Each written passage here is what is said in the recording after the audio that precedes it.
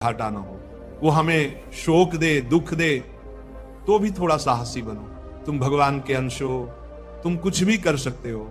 यहां तक कि भारी से भारी दुख में भी नाचना बंद मत करना। हमको कोई रौंद नहीं सकता, हमको कोई झुका नहीं सकता, क्योंकि हम भगवान के अंश हैं। बेटा, ये मानव शरीर निराश होने के लिए नहीं मिला। क्या हम पशु हैं? हर कष्ट को तुम रौंद सकते हो, हर कष्ट को सह सकते हो। अब एक प्रश्न आया है, महाराज जी बहुत सोचने लगता हूं, डर सा लगता है, घबरा जाता हूं। बेटा, अपने आप को शांत करने के लिए सोचने का समय ही क्यों देते हो, टाइम क्यों देते हो? सोचो तो बस राधा राधा, जिससे लोक भी मंगल होगा और परलोक भी। तुम्हारे सोचने से कुछ बन बिगड़ थोड़ी जाएगा। बनाने वाला तो राधा नाम है, बिगाड़ने वाला भी वही मिटा देगा। वर्तमान में जो कार्य सामने आया है उसको एकाग्रता पूर्वक करो। कर्तव्य आया है उसे धैर्य पूर्वक करो। बाकी सोचने वाले दिमाग को दो काम, राधा राधा राधा राधा राधा। फालतू का समय क्यों नष्ट करते हो? या मूर्खता है कि हम भूत और भविष्य का चिंतन करके अपने वर्तमान प्रियाल यानी राधा रानी को भूल जाए। याद रखो, होगा वही प्यारे जो निश्चित हो चुका है, और अगर उस निश्चित को कोई बदल सकता है तो वो एक ही शक्ति है, राधा नाम। अब आगे क्या होगा? वही होगा जिसमें हमारा परम मंगल होगा। हम शरणागत हैं, कदम आगे बढ़ाओ, पीछे मत देखो, पीछे का सब भस्म हो जाएगा। और अगर आगे कोई गड़बड़ भी होगी तो उसका हाथ पकड़कर राधा रानी हमें बचा लेंगी। गड़बड़ कैसे होने देंगी? लेकिन अगर इस नाम को, इस उपाय को छोड़ दिया तो यही सोच समझ तुम्हें डिप्रेशन में धकेल देगी। इसलिए प्यारे, बस नाम लो, राधा राधा राधा राधा, यही सबसे बड़ा समाधान है।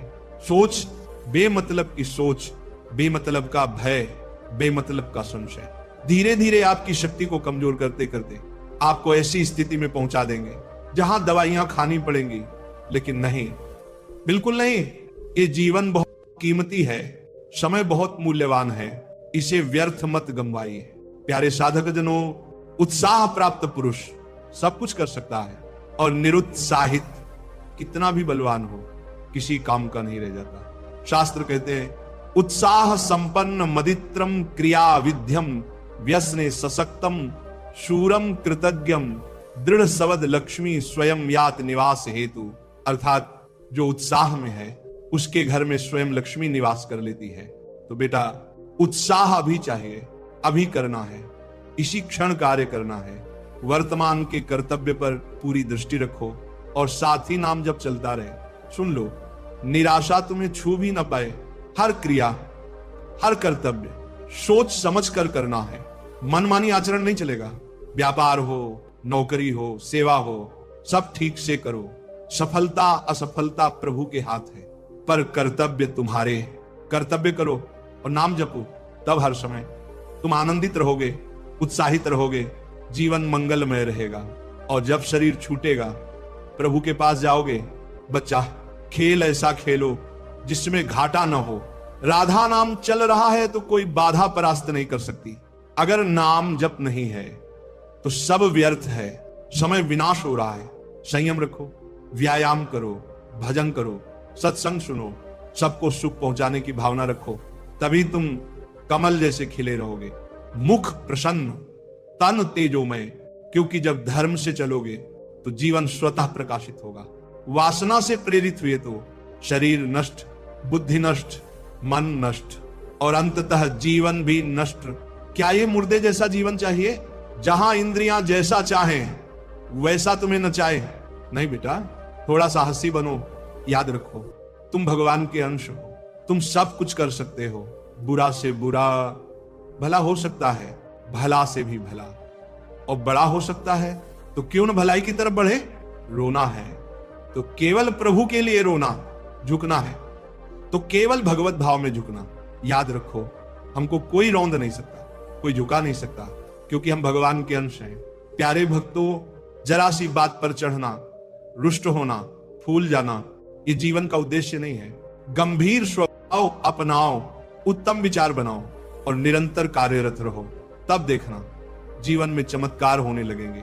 याद रखो, बाहरी आशीर्वाद से कुछ नहीं होता, संत की वाणी ही सच्चा आशीर्वाद है। बात पकड़ लो तो जन्म जन्मांतर तक उठते चले जाओगे और हो सकता है अगला जन्म ही ना मिले। इसलिए मन और इंद्रियों पर विजय प्राप्त करो। जो इन्हें जीत लेता है वही विश्व विजेता है, और जो इन्हें हार जाता है वह चाहे कितना भी बड़ा हो, हारा हुआ ही है। तो जागो, अभी जागो, सो मत जाओ, सोच को अधीन करो, उसके अधीन मत बनो। वह साधक जनों, तुम आनंद के धाम के अंश हो, आनंद स्वरूप हो, फिर क्यों टुकड़ों में विषय सुख ढूंढ रहे हो? हर कष्ट को रौंद सकते हो, हर दुख को सह सकते हो, अगर अभी एक निश्चय कर लो। और अगर ये निश्चय कर लिया तो फिर कोई तुम्हें हरा नहीं सकता। याद रखो, हमारी जिंदगी की परवाह ही खत्म कर लो, फिर सब भय, सब दुख, सब तुम्हारे सामने हार मान लेंगे। अभी अभी तुम्हारा वह भयंकर रूप आ जाएगा कि जिस गली से निकलोगे लोग अंदर घुस जाएंगे। क्यों? क्योंकि तुमने निर्भयता स्वीकार कर ली है। प्यारे, बाहर के शत्रु तो सबको दिखाई देते हैं, लेकिन असली शत्रु तुम्हारे अंदर बैठे हैं, वही तुम्हें परेशान कर रहे हैं। तुमने कभी उन पर नजर डाली है? कभी उन्हें पहचाना है? नहीं। तुम तो उन्हें अपना ही मान बैठे हो। मन जैसा कहता है वैसा करते हो। मन कह रहा है चल होटल, मन कह रहा है चल फिल्म देख, मन कह रहा है गंदी दृष्टि डाल, और तुम वही करते हो। पर जरा सोचो, अगर तुम इस अंदर बैठे दुश्मन को पहचान लो और उसे जीत लो तो निहाल हो जाओगे। फिर पूरा जग जीत लिया तुमने, फिर तो परमानंद में मगन हो जाओगे। और इसी के लिए तो आए हो यहां, बात सुनने के लिए, जीवन बदलने के लिए। देखिए, सोचो बेटा, अगर तुम्हें अचानक ये रिपोर्ट मिल जाए कि तुम्हारी दोनों किडनी खराब हो चुकी है तो क्या करोगे? बिना रिपोर्ट के ही तुम अपनी हालत बिगाड़ रहे हो। फिर असली रिपोर्ट मिल गई तो कैसे संभालोगे खुद को? हर एक व्यक्ति के हृदय में इतना आत्मबल है कि सब कुछ सह सकता है, लेकिन तुम वही आत्मबल क्यों नहीं जगा रहे? क्यों नहीं उस शक्ति को पहचान रहे? याद रखो, चाहे बड़ी से बड़ी स्थिति हो, लौकिक हो या भागवती, सब तुम्हारे लिए बनी है, बस तुमने उसे स्वीकार नहीं किया। भारत का हर नागरिक हर पद पर बैठ सकता है, तो भगवान का बच्चा होकर तुम क्यों नहीं ऊंचाई पर चढ़ सकते? थोड़ा आगे बढ़ो, नाम जप करो, धर्म से चलो, और शरीर जवान है तो व्यायाम जरूर करो। सुबह उठो, जैसे मोटरसाइकिल को स्टार्ट करते हो, पहले हल्के गियर में डालते हो, फिर दौड़ाते हो, वैसे ही उठते ही व्यायाम करो। दंड बैठक आधा घंटा, 1 घंटा, फिर देखो मन दिमाग सब ठीक होने लगेगा। 1 घंटा जप किया तो और भी दिव्य शक्ति मिल जाएगी। लेकिन अभी क्या हाल है? सुबह 9 बजे तक बिस्तर में पड़े हो, चाय पी रहे हो। सोचो बेटा, क्या यही जवानी है? क्या यही परमार्थ है? क्या यही मनुष्य शरीर का उद्देश्य है? नहीं, हमारे नौजवान भाई बड़ी भूल कर रहे हैं। मदिरा पीना, नशा करना, व्यभिचार करना, ये सब एक मनोरंजन बन गया है, लेकिन ये कोई साधारण बात नहीं है। ये जीवन का सबसे बड़ा घातक विषय है। ये तुम्हारे लौकिक और पारलौकिक दोनों उन्नतियों को नष्ट कर देगा। इसलिए हम तुम्हें बार बार चेताते हैं, यही समय है, यही मौका है जो तुम्हें महान बना सकता है। अगर तुम संयम में रहो, ब्रह्मचर्य में रहो, नशे से दूर रहो, धैर्य पूर्वक विचार करो, तो ये जीवन सफल हो जाएगा। लेकिन अगर तुमने गलत मित्र बना लिए जो तुम्हें गंदी आदतें सिखाते हैं, गंदे व्यसन कराते हैं, माता पिता, गुरु और धर्म को रौंद कर तुम्हें गलत मार्ग पर ले जाते हैं, तो सोचो ऐसी दोस्ती कैसी? वह दोस्ती नहीं, तुम्हारे जीवन का विनाश है। हमारे दोस्त श्री कृष्ण हैं, और जिसके दोस्त श्री कृष्ण हो वह कभी भी परास्त नहीं होता। अर्जुन परास्त हुआ क्या कहीं? सारथी स्वयं भगवान बने बैठे हैं।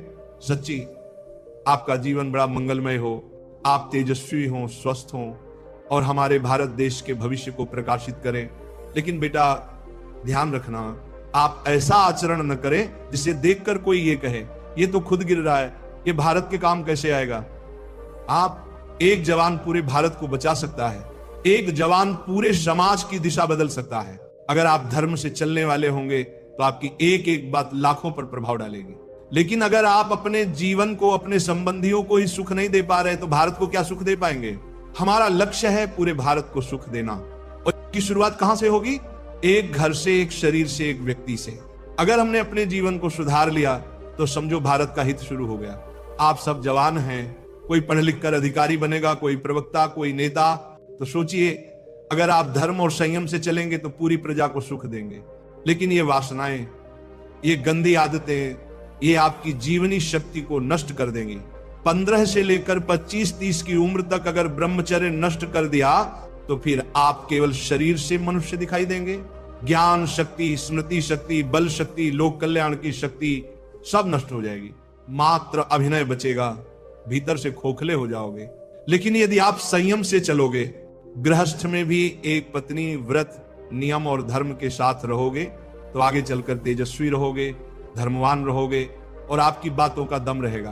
प्यारे नौजवानों, नई पीढ़ी को इस कलयुग की चाल से बचना चाहिए।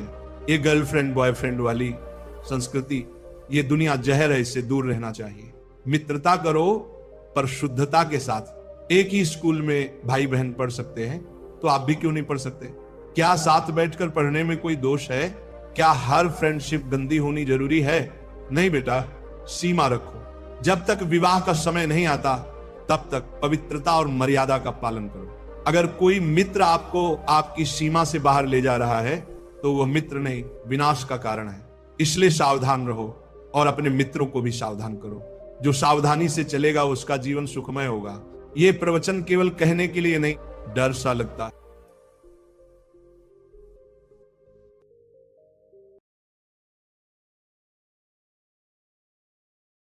राधे राधे प्यारे भक्तों, छोड़ना सीखो वरना टूटते रहोगे।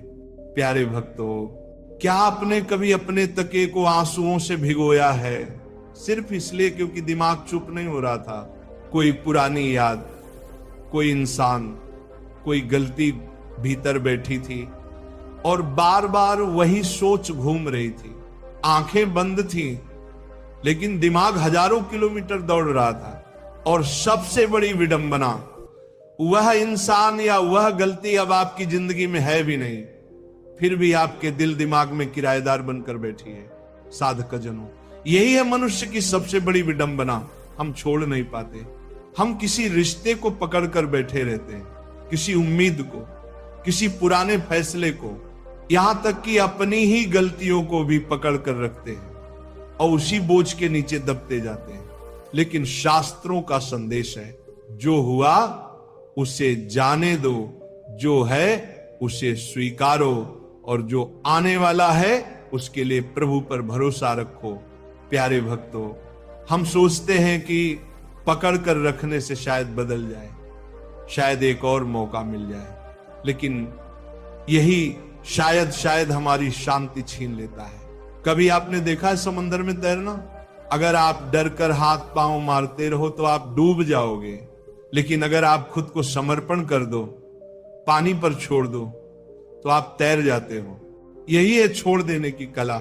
छोड़ना हारना नहीं है, छोड़ना समझदारी है, छोड़ना कायरता नहीं है, छोड़ना साहस है, छोड़ना अपमान नहीं है, छोड़ना आत्मा की हीलिंग है। प्रेमी आत्माओं, हमारा मन सबसे ज्यादा किस चीज से दुखी होता है? ओवर थिंकिंग से, यानी दिमाग की जेल से। ये ऐसी जेल है जिसकी सलाखें बाहर से नहीं भीतर से बनी होती हैं। और दुख की बात यह है कि कैदी भी हम खुद हैं और जेलर भी हम खुद। बार बार वही पुरानी बातें रिप्ले करना, काश मैंने ऐसा न कहा होता, काश उसने ऐसा न किया होता, यह कोई सोच नहीं है, यह आत्मयातना है। शास्त्र कहते हैं, मन एव मनुष्याणां कारणम बंधम मोक्षयो। मन ही बंधन का कारण है और मन ही मुक्ति का। अगर मन को पकड़ कर रखा तो दुख मिलेगा, और अगर मन को छोड़ दिया, प्रभु चरणों में समर्पित कर दिया, तो मुक्ति मिलेगी। भक्तों, ये ओवर थिंकिंग इसीलिए बढ़ती है क्योंकि हम सोचते हैं कि जितना ज्यादा सोचेंगे उतना कंट्रोल मिलेगा, लेकिन होता उल्टा है। जितना कंट्रोल हो उतना कंट्रोल खोते हो, जितना कसकर पकड़ते हो उतना ही वह रेत की तरह हाथ से फिसल जाता है। आज के इंसान की सबसे बड़ी बीमारी है कंट्रोल और परफेक्शन की चाह। सब कुछ मेरे हिसाब से होना चाहिए, सब मुझे स्वीकार करें, सब मुझे पसंद करें, सब मुझे समझें। लेकिन प्यारे भक्तों, ये दुनिया आपका लिखा हुआ नाटक नहीं है। लोग स्क्रिप्टेड कैरेक्टर नहीं है। हर कोई अपनी अपनी प्रवृत्ति से चलता है। भजन प्रेमियों, अगर कोई इंसान गलती कर दे तो आप सोचते रहते हो उसने ऐसा क्यों किया, अगर मुझसे प्यार करता तो ऐसा क्यों करता। लेकिन याद रखो, रिश्ते कंट्रोल से नहीं, स्वीकार से चलते हैं। संत कबीर कहते हैं, साईं इतना दीजिए जामे कुटुंब समाए, मैं भी भूखा न रहूं साधु न भूखा जाए। उन्होंने कभी नहीं कहा कि सब मेरे हिसाब से चले। उन्होंने कहा जितना जरूरी है उतना दे दो प्रभु, बाकी तेरी मर्जी। साधक जनों, ओवर थिंकिंग की जेल से बाहर आने का पहला दरवाजा है सजगता। जब आप खुद को पकड़ लो कि अरे मैं फिर उसी सोच के लूप में जा रहा हूं, तो वहीं से मुक्ति शुरू होती है। दूसरा उपाय है वर्तमान में जीना। भविष्य का डर, अतीत का बोझ, यही मनुष्य को थका देता है। लेकिन जब आप सांस पर ध्यान देते हो, कदमों की आहट सुनते हो, भोजन करते समय स्वाद पर ध्यान देते हो, तो आप अपने दिमाग को आदेश देते हो यहां रहो, अभी रहो। प्यारे भक्तों, हम सब चाहते हैं कि कोई हमें पूरा प्यार दे, कोई हमें छोड़कर न जाए, कोई हमें हमेशा स्वीकार करे। लेकिन अगर आपकी खुशी किसी और की मौजूदगी पर निर्भर है तो वह खुशी नहीं, वह कैद है। इमोशनल डिटैचमेंट का अर्थ है प्यार करो, लेकिन अपनी आत्मा को किसी का गुलाम मत बनाओ। मोह छोड़ो, पर प्रेम रखो, जुड़ो, पर अपनी शांति किसी और पर निर्भर मत करो। भाई बहनों, हर इंसान अपने मन में एक कहानी लिखता है। मैं अकेला हूं, मुझे कोई नहीं समझता, मैं नाकामयाब हूं। ये सब कहानियां बार बार सोचते सोचते हमारी पहचान बन जाती हैं। लेकिन सच ये है, आप अपनी कहानी के लेखक हैं। आज अगर आप चाहो तो कहानी बदल सकती है। कह दो मैं सीख रहा हूं, मैं हीलिंग में हूं, मैं खुद को माफ कर रहा हूं। बस ये एक नई सोच आपकी पूरी जिंदगी बदल देगी। सज्जनों, छोड़ना कोई एक दिन का नाटक नहीं है, ये एक जीवन शैली है। हर दिन सुबह उठकर खुद से पूछो, क्या मैं आज थोड़ा और हल्का हो सकता हूं? और जब जवाब हां आएगा, तभी आपकी उड़ान शुरू होगी। याद रखो, पक्षी तब तक उड़ नहीं सकता जब तक उसके पैरों में बंधन हो। आज इंसान के पैरों में सबसे बड़े बंधन हैं गिल्ट, तुलना, लोगों की राय और पुरानी असफलताएं। अगर इन्हें छोड़ दो तो आप आसमान की तरह खुले और आजाद हो जाओगे। प्यारे भक्तों, शास्त्र कहते हैं शांति परमम सुखम। सच्ची सफलता ये नहीं कि आपके पास गाड़ी बंगला हो। सच्ची सफलता ये है कि रात को चैन से सो सको, बिना डर के आगे बढ़ सको और बिना बोझ के मुस्कुरा सको। प्रेमी आत्माओं, आज से संकल्प लो, मैं उन पुरानी बातों को छोड़ दूंगा जो मेरी शांति छीन रही हैं। मैं उन रिश्तों को माफ कर दूंगा जिन्होंने मुझे दुख दिया है। मैं उन गलतियों को जाने दूंगा जिनका बोझ मैं सालों से ढो रहा हूं, और मैं खुद से दोस्ती करूंगा। याद रखो, छोड़ना हारना नहीं है, छोड़ना अपने असली स्वरूप को पाना है। साधक जनों, ये प्रवचन यदि आपके हृदय को छू गया हो तो इसका